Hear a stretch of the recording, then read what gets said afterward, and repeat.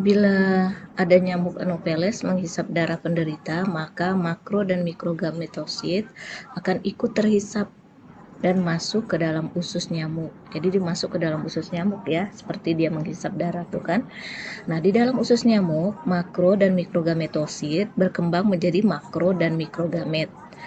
Fertilisasi berlangsung di dalam usus sehingga terbentuklah ookinet atau zigot. Nah, itu semua berlangsung pada usus nyamuk. Nah, ookinet ini atau zigot menembus dinding usus dan untuk sementara akan menetap terbungkus oleh otot dinding perut nyamuk atau ookista. Jadi, otot perut dinding nyamuk itu ada namanya ookista ya.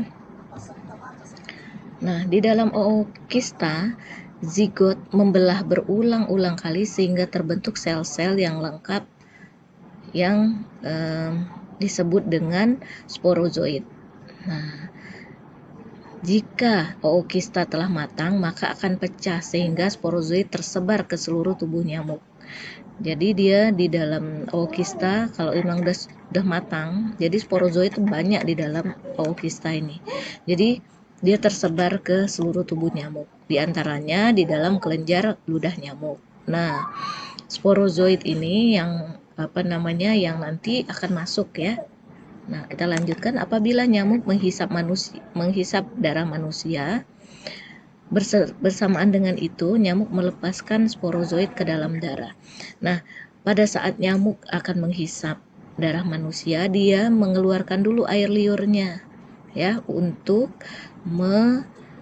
mengencerkan darah kita sehingga mudah dihisap. Nah, pada saat dia mengeluarkan air liurnya itulah maka sporozoid dia akan terlepas masuk ke dalam darah kita. Nah, ini dia. Nah, ini di dalam tubuh nyamuk. Nah, jadi tadi dia udah ada di kelenjar tubuh nyamuk nih. Dia pecah masuk ke kelenjar ludah dan seluruh tubuh nyamuk. Nanti nyamuk kalau menghisap darah, sebelum menghisap darah dia mengeluarkan air liurnya. Nah, ini air liurnya masuk ke dalam darah kita, masuklah ke sel-sel darah kita. Nah, ke sel darah kita dia menginvasi eritrosit ke liver dulu. Di sel-sel liver dia menginvasi sel-sel liver, nanti dia akan pecah. Nah, akan pecah, maka setelah dia pecah akan keluar nih. Dia akan menginvasi parasit ini akan menginvasi masuk ke sel darah merah kita. Sel darah merah kita. Kalau dicat di dalam darah nih bentuknya seperti ini ya. Nah, kalau di air kelenjar ludah nyamuk, nah kita bedah nyamuknya, kelenjar ludahnya kita hancurkan, nanti dicat seperti ini. Nah, bentuknya ya. Nah, ini sama ya kurang lebih. Nah, di tubuh nyamuk dia berkembang biak, kemudian terakhir zigot itu dari kistanya itu pecah menjadi ke seluruh tubuh nyamuk. Nah, termasuk kelenjar ludah nyamuk. Nah, setelah itu nanti pada saat nyamuk akan menggigit manusia, dia akan mengeluarkan ludahnya, kemudian akan masuk ke tubuh manusia, lalu ke sel hati dulu, ke sel hati, berkembang biak ke sel hati, pecah dia lalu menginvasi sel-sel darah merah. Nah, sel-sel darah merah ini kalau dia sudah membelah banyak, dia juga akan pecah lalu masuk ke sel darah merah yang lain. Begitu seterusnya sehingga ini fasenya ya, 2 hari sekali sel darah merah pecah. Nah, untuk pertama saat invasi tidak mungkin hanya meriang saja, tapi pada hari kedua, kemudian hari keempat, hari ke-6, nah dia 2 hari sekali ya demam pecah. Nah, inilah terjadi menggigil yang amat sangat, demam dan menggigil karena sel darah merahnya pecah secara bersamaan. Nah, ini di dalam tubuh mosquito atau nyamuk ya. Nah, ini di tubuh manusia, di tubuh human. kemudian ini di tubuh nyamuk. Nanti kalian boleh searching gambar yang lebih bagus dari ini supaya kalian mengerti apa sih yang terjadi dalam tubuh nyamuk, kemudian di tubuh manusia, sehingga kita nanti bisa mengambil darah manusia sehingga parasit malarianya itu akan nampak ya di sel darah. Ya, nanti kita akan praktek mengambil darah manusia, kemudian kita keringkan di objek gelas, lalu dicat, nanti kita amati di bawah mikroskop.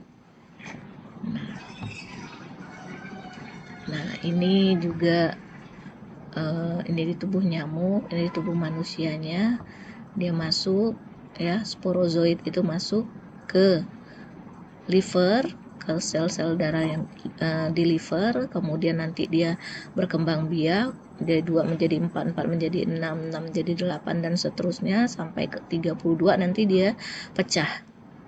Nah, pada saat masuk juga sporozoid ini kan tidak hanya satu, dia masuk ke beberapa sel di liver, dia pecah bersamaan. Nah, habis itu dia rame-rame menginvasi satu parasit, satu eritrosit. Jadi namanya merozoid ya. Jadi merozoid ini masuk, kemudian satu merozoid, satu sel darah merah. Nah, ini juga masuk lagi, berarti 32 kalau untuk satu ini ya.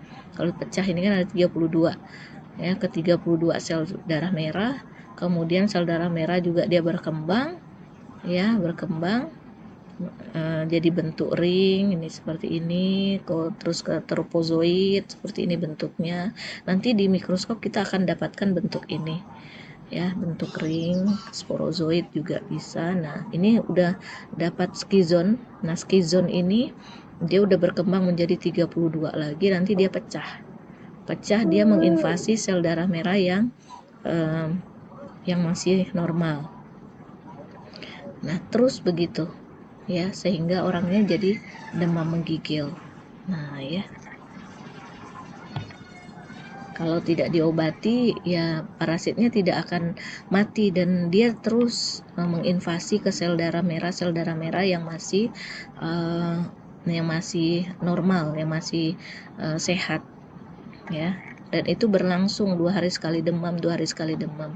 Nah orangnya nanti akan jadi anemia ya, jadi anemia. Belum lagi kalau yang Plasmodium falciparum dia menginvasi menyerang ke sel otak bisa ya, orang bisa gila dan menyebabkan kematian, bisa koma. Nah ini siklusnya tadi sudah kita bicarakan juga. Nah, bentuk plasmodium yang ditemukan dalam lingkungan tidak secara langsung ya. Jadi bentuk plasmodium dalam siklus porogoni di dalam tubuh nyamuk itu namanya siklus porogoni. Ingat ya, di dalam tubuh nyamuk namanya siklus porogoni. Yang terdiri dari zigot, ookinet, ookista, sporokista, kemudian sporozoid. Nah, sporozoid ini sudah berada di kelenjar ludah nyamuk. Jadi kalian harus tahu ya ceritanya yang di dalam tubuh nyamuk dan ceritanya parasit yang di dalam tubuh manusia. Nah, jadi untuk menemukan sporozoid, nyamuk dipisahkan kepalanya. Nah, kemudian torak dan abdomen. Bagian torak diseksi untuk mendapatkan kelenjar ludahnya. Nah, kelenjar ludahnya nanti ditaruh di objek gelas, sudah kering nanti kita cat dengan ginza. Ya, jadi berbentuk sporozoid nanti ketemunya. Ini nanti kita akan lakukan di pengendalian vektor dan binatang pengganggu ya di semester 4. Tapi yang untuk parasit kita hanya mengambil darah manusia untuk diperiksa malarianya ada apa tidak. Nah, untuk Plasmodium vivax menimbulkan penyakit malaria tertiana benigna. Nah, ya, tugas kalian Nah, ini sudah ada contohnya. Plasmodium vivax menimbulkan penyakit malaria tertiana benigna. Nah, pertanyaannya, Plasmodium falciparum menyebabkan penyakit malaria apa? Plasmodium malariae menyebabkan penyakit malaria apa namanya? Kalau ini kan Plasmodium vivax, penyakit malaria tertiana benigna penyakitnya.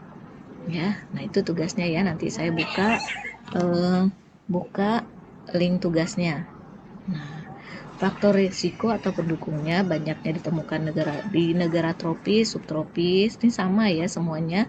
Malaria itu keadaan lingkungan yang jelek karena banyak sarang nyamuk, sehingga kontak dengan nyamuk sangat berlebih atau banyak. Nah, sosial ekonomi yang rendah ya, sehingga tidur di luar rumah. Kan ada gelandangan-gelandangan tuh tidurnya di luar rumah, numpang di pos ronda misalnya. Atau malam hari sering ke ladang untuk bekerja ya. Nah, kemudian faktor yang lain adalah pendidikan rendah karena ketidaktahuan tadi ya. Nah, ini Plasmodium vivax dalam siklus zigoni, siklus zigoni. Ini nanti akan kita dapatkan di sel darah ya. Kalau kita udah cat nanti bentuknya seperti ini kurang lebih ya. Tapi dia kecil sekali. Nah, ini aja sel darah merahnya. Dia seperti ini. Kadang sel darah merahnya kalau udah dicat hilang, tinggal ini. Nah, parasitnya akan setitik seperti ini. Itu agak susah mencarinya ya. Nah, ini Plasmodium vivax. Nah, Plasmodium vivax nanti sitoplasmanya akan lebih tidak beraturan. Nah, tadi yang ini Plasmodium vivax yang masih bagus.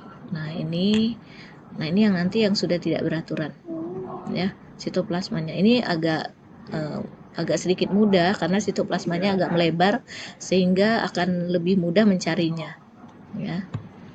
Nah, ini Plasmodium vivax pada siklus zigoni dan sporogoni pada human dan pada mosquito ya. Nanti kalian bisa searching mencari yang lebih bagus gambarnya ya. Nah, gejala klinisnya panas menggigil, berkeringat setiap 48 jam ya, setiap 2 hari sekali selama 15 sampai 30 menit. Kita bilang sebentar amat, tapi bagi yang sakit ini luar biasa ya. Kemudian adanya hepatosplenomegali.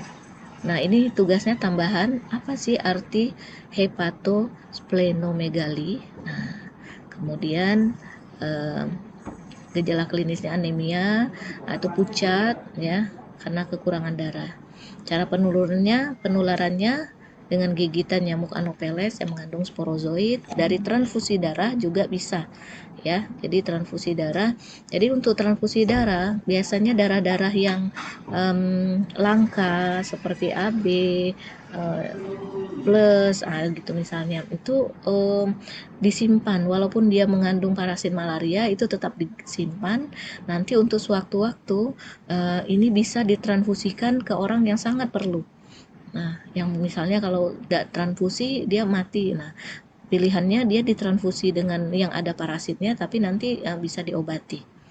Tapi itu mungkin zaman dulu kali ya. Tapi tetap dari transfusi darah ini tetap ada. Atau transfusi darah yang dilakukan secara spontan. Jadi udah enggak cukup lagi waktu untuk memeriksa darahnya ini mengandung penyakit apa, tapi langsung disuntikan ditransfusikan kepada yang membutuhkan ya. Kemudian dari ibu hamil yang terinfeksi, dia menularkan ke janinnya lewat tali pusat. Nah, ini diagnosis dan pengobatannya. Diagnosisnya pemeriksaan darah terutama pada waktu panas itu akan mendapatkan parasit ya yang positif kalau lagi demam. Nah, ini pemeriksaan sporozoid pada kelenjar ludah bisa. Kemudian ada pengobatannya dengan kloroquine atau pirimetamin. Nah, oke, begitu saja. Terima kasih atas perhatiannya. Mohon dipelajari dan dikerjakan tugasnya. Oke, assalamualaikum warahmatullahi wabarakatuh.